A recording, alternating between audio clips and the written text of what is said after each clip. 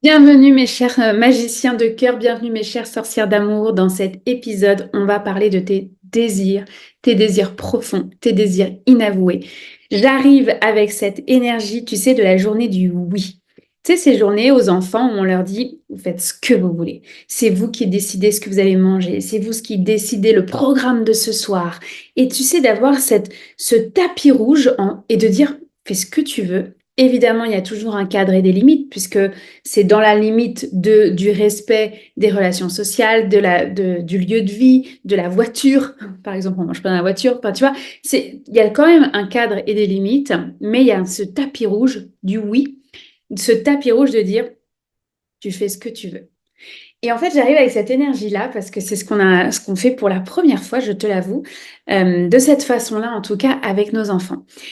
Et c'est super intéressant parce que quand je fais la perspective avec cet épisode, je me dis, mais si les sorcières et les magiciens se faisaient une journée du oui, à quoi ça ressemblerait? Qu'est-ce que tu t'autoriserais que tu n'as pas l'habitude de faire? Et tu vois, ça vient vraiment toucher à l'intérieur de soi, mais à quel point tu te fais confiance de suivre ce feu, suivre cette étincelle ou ce feu en toi qui te drive en fait. Parce que finalement, quand on revient au désir profond d'une sorcière ou d'un magicien, c'est la liberté. C'est la liberté d'être qui tu es, la liberté de faire ce que tu veux, peu importe le regard des autres, en fait, d'assumer, en fait, ce côté witchy, cette hypersensibilité. La liberté, c'est une de mes valeurs fondamentales. Et je pense que, tu vois, finalement, il y a vraiment ce chemin de s'autoriser à être libre, de s'autoriser à être cette sorcière et ce magicien. Et en même temps, ça demande de se faire confiance. Ça demande de dire, OK, si aujourd'hui, tout ce que je ressens, je ne le questionne pas. Je vais t'inviter à faire ça quand tu vas voir cet épisode. Imagine, aujourd'hui, tout ce que tu vois, ce que tu ressens, les synchronicités, le hasard, qui n'en est pas un, euh, cette voix, ce guide intérieur à l'intérieur de toi, et si tu ne le questionnais pas, mais que tu lui disais oui. La question qui est revenue souvent dans les derniers jours, c'est, mais Laurence, comment je fais pour savoir si c'est ma sorcière qui me parle? Ben, en fait, elle est en toi, elle est à l'intérieur de toi. Donc c'est ce qu'on peut appeler le higher self, on peut l'appeler aussi ce guide intérieur. Pour moi, en fait, bah, tu vois, dans ce ressenti corporel, je vais l'entendre soit par le cœur, en fait, vraiment au niveau du cœur, soit dans le ventre, parce que c'est mon énergie sacrale qui va prendre le dessus, soit en fait, souvent j'aime bien dire, bah, c'est comme si j'avais une oreillette et j'entends son message. Évidemment qu'il y a des moments où je doute, en fait, est-ce que c'est mon mental qui parle? Mais en fait, il y a vraiment une profondeur où c'est plus ce brouhaha mental qui parle à ce moment-là. Mais parce que justement, j'ai appris à faire confiance à la sorcière qui est à l'intérieur de moi. J'ai appris à suivre ce guide intérieur et j'ai appris à lui dire oui. Et finalement, dans ce chemin, ce qu'il y a de plus difficile, c'est dire oui. C'est tellement plus facile des fois de dire non, non, je reste bien dans les cases, non, non, moi je rentre bien dans le moule. Et si on lui disait oui à notre sorcière, en fait? Et si on disait oui à notre magicien, à quoi ça ressemblerait? Une journée où tu ne doutes pas, où tu remets pas en cause ta confiance en soi, mais qu'est-ce que tu ferais? Et tu vois, en préparant bah, cet épisode-là, je me suis posé ces questions. Ok, qu'est-ce que je ferais? Bah, la réalité, c'est que je ferais exactement ce que je fais aujourd'hui.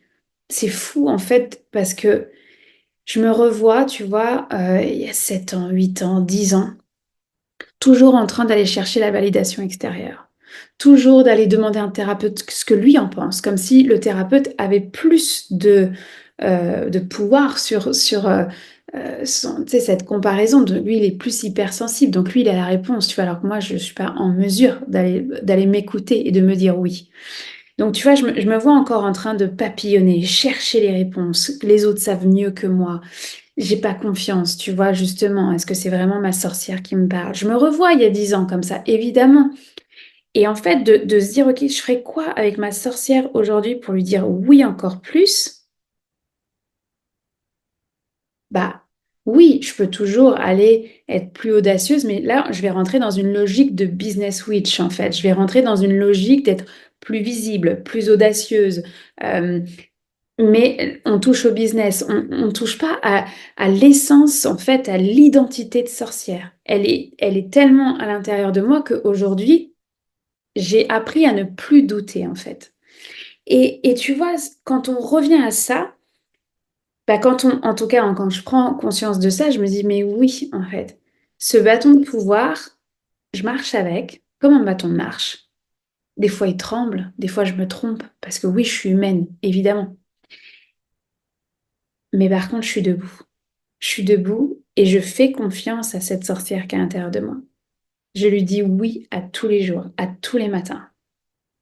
Même si tu veux, je vais te prendre un exemple, tu vois, de mon bullet journal du moment. Ok, il change de couleur tous les 3 mois. Ça fait plus d'1 an maintenant que je fais ça et j'adore. Ok, je vais te prendre par exemple, qu'est-ce que j'ai à faire cette semaine, d'accord? Alors, qu'est-ce que j'ai à faire ce mois-ci? Puis ensuite, qu'est-ce que je vais me connecter à cette semaine? J'ai envie d'accomplir ça, ça, ça. Ça ne marche pas avec moi, les plannings, tu vois, où on va dire, alors lundi, tu vas faire ça, mardi, tu vas faire ça. Oh, ça, c'est l'angoisse pour moi. Parce que justement, on retouche encore à cette valeur fondamentale de la liberté. J'ai besoin, tous les matins, de dire, OK, à ma sorcière, qu'est-ce qu'on fait aujourd'hui?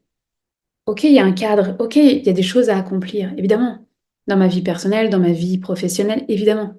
Par contre, je vais me connecter à elle en me disant: «OK, go. Ce matin, je me suis levée, j'ai préparé tout un événement pour 2025». C'était sur ma to-do list à faire dans le mois.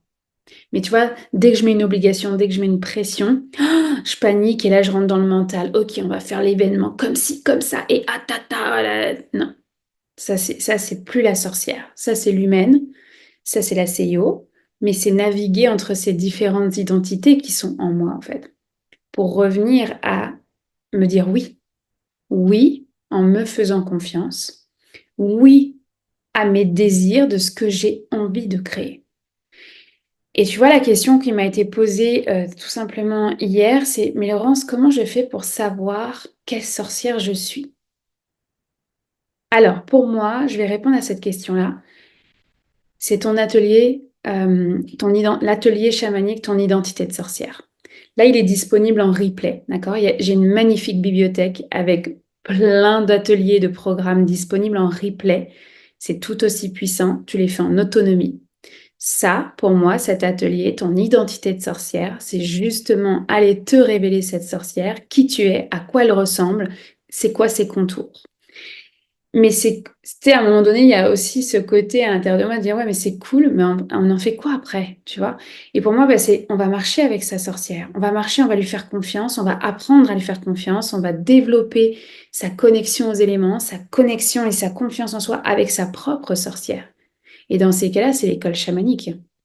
C'est l'année chamanique qui est le préambule, qui est une année d'introduction, en fait.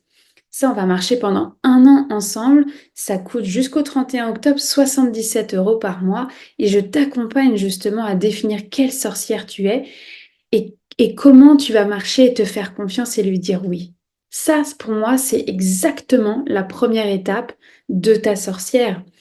Et quand tu t'inscris donc avant le 31 octobre, tu as à la fois le tarif de lancement qui est 77 € par mois et puis tu as accès gratuitement, en fait, tu as le bonus qui est offert, c'est cet atelier Ton identité de sorcière. Fait que pour moi, ça, c'est un combo qui est extraordinaire si tu en es là en ce moment.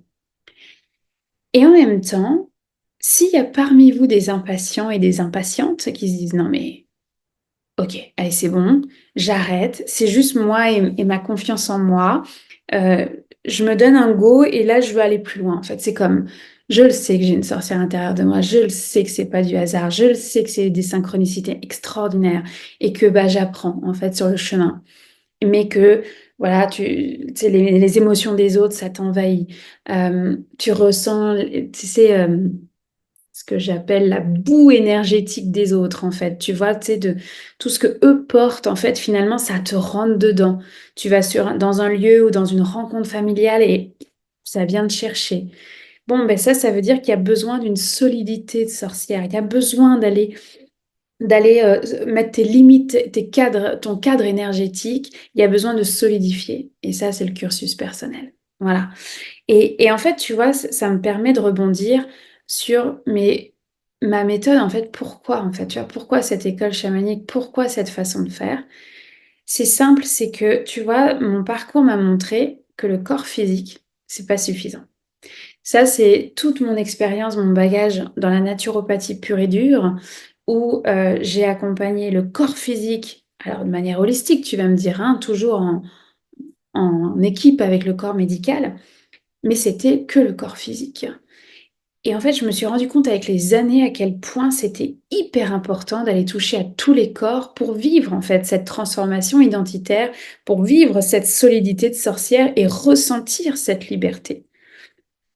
Ça serait trop facile de dire: «Bah, ouais, c'est juste, prends la petite huile essentielle de lavande». En fait, c'est comme mais non! C'est comme quand on me dit: «Mais Laurence, je veux tomber enceinte, j'essaye de déstresser». Je suis comme: «Mais voyons donc». Enfin, pour moi, ça, je l'ai jamais vu, tu vois? Enfin, c'est quoi? C'est pas logique. Ça prend une stratégie, en fait, pour pouvoir tomber enceinte. C'est pas juste des stress, quoi. Donc ça, voilà, c'est l'expérience qui m'a montré que. Donc aujourd'hui, tu vois, comment j'accompagne mes clientes là-dedans? C'est qu'à la fois, je vais travailler avec elles, bien sûr. Moi, je ne suis qu'un guide. On va aller regarder le corps émotionnel en premier. On va aller mettre le mental à off. On va mettre le cœur à on. Ça, c'est pour moi la première partie la plus importante, finalement. C'est ce journaling, la pratique de journaling sacré. C'est extraordinaire. Je le fais depuis des années. J'y mettais simplement pas les mots jusqu'à il y a pas longtemps. Et voilà, donc il y a vraiment ce moment où, OK, on va aller écouter le corps émotionnel. Ensuite de ça, on va aller écouter l'âme, parce que moi, je veux pas trop être au niveau du mental, je veux savoir qu'est-ce que l'âme a à nous dire dans l'invisible. Puis après ça, moi, je vais te partager des enseignements, je vais te partager des rituels, parce que c'est le chemin que j'ai marché depuis plus de 10 ans maintenant. Enfin, j'ai même envie de dire 38 ans, en fait, depuis que je suis née. Finalement, je suis avec ça, mais on va dire que consciemment, ça fait 10 ans que j'ai entamé mon chemin rouge, en tout cas mon chemin de beauté, mon chemin de conscience. Donc là, on va être beaucoup plus à aller nourrir le mental parce qu'on a besoin, en fait, en tant qu'humain, de venir nourrir son mental. Bien sûr qu'on a besoin d'apprendre. Souvent, c'est qu'on va réapprendre ces enseignements ancestraux qu'on a déjà appris dans d'autres vies, mais qu'on a oubliés. Donc voilà, donc ça, c'est pour moi la partie de la transmission. Donc vraiment au niveau du corps mental. Et puis après ça, on va aller dans la danse intuitive, la danse chamanique. J'adore ça. Pour moi, cette pratique-là, c'est comme si, au fur et à mesure de notre vie, tu vois, on a rencontré des roches, on a rencontré des événements qui nous ont marqués. Parfois, c'est des traumatismes, parfois, ça ne l'est pas. Et en fait, on a juste besoin de mettre les roches de côté pour que la rivière, elle circule de nouveau à l'intérieur de toi. C'est ce qu'on appelle la fluidité énergétique. Tu as probablement déjà entendu parler des chakras, etc. Ou peut-être tu as déjà fait une séance d'acupuncture ou un soin énergétique, oui, ou de Reiki. L'objectif, c'est de fluidifier justement la circulation énergétique à l'intérieur de toi. Donc là, on est vraiment sur le corps énergétique. Alors que l'âme, tout à l'heure, quand je parlais du voyage chamanique, on est sur le corps spirituel. Et tu vois, pour terminer, évidemment qu'on va aller soutenir le corps physique. Évidemment que je vais te partager ma passion pour les plantes médicinales, les huiles essentielles, toute la naturopathie en fait, pour pouvoir soutenir l'intégration parce que c'est pas juste j'apprends un enseignement en fait, c'est beaucoup plus profond que ça. Tu l'apprends mais dans tous tes corps en fait et tu l'intègres dans tous tes corps et c'est là où le mentorat prend toute sa place avec ses différentes pratiques pour que tu puisses le ressentir dans ton corps, que tu puisses l'incarner en fait, cette solidité énergétique. J'ai beau te dire comment faire, si toi tu le vis pas dans ton corps, ça fonctionnera pas. Donc voilà, il y a tout ce soutien dans le corps physique avec les plantes médicinales. Et cette méthode-là, tu vois, elle se retrouve désormais aujourd'hui, puisque je l'ai classifiée ainsi, dans tous mes espaces. Parce que pour moi, c'est vraiment, tu vois, j'arrive avec mes différentes cordes à mon arc, et c'est les outils qui marchent le mieux jusqu'à aujourd'hui, en fait, depuis 10 ans dans ma propre pratique pour pouvoir en fait te soutenir dans ta propre transformation. Pour que toi, tu dises oui à tes désirs d'une sorcière, d'un magicien, pour que toi, le matin, tu dises OK, on fait quoi? On joue à quoi? C'est quoi ce désir que j'ai envie d'accomplir? OK, c'est quoi ensuite les actions que je vais poser évidemment et donc tu vois, ça va vraiment se ressentir dans tous tes différents corps. Donc voilà, donc à ces questions hem, de comment je fais pour dire oui à ma sorcière? En fait, bon, oui, ça va te demander du courage, évidemment que ça va te demander de l'audace, ça va te demander du leadership, ça on est d'accord. Mais pour moi, c'est vraiment d'aller questionner aujourd'hui, est-ce que je connais ma sorcière? Est-ce que j'ai besoin, en fait, est-ce que je désire la rencontrer, marcher avec et lui faire confiance? Et dans ces cas-là, c'est l'année chamanique, donc à 77 € par mois jusqu'au 31 octobre avec l'atelier Ton identité de sorcière qui est offert. Si c'est plus: «OK, j'ai besoin de me sentir plus solide, plus confiante dans la sorcière que je suis, dans mes limites, dans mon cadre», et ben là, dans ces cas-là, ça va être le cursus personnel de l'école chamanique. Donc là, c'est un engagement de 1 an avec l'année chamanique qui est offerte jusqu'au 31 octobre. Et puis, si tu es plus dans: «Ah, je sens que oui, ça m'appelle», d'accord, mais que, pour 1001 raisons, c'est plus compliqué, tu vois, de mettre en place, de suivre la joie, en fait, tout simplement. De suivre la joie, d'activer ce courage, d'activer ce leadership. Dans ces cas-là, je vais te dire: «Alors l'école chamanique, ça sera pour plus tard. Regarde le parcours de chamanique de Unity».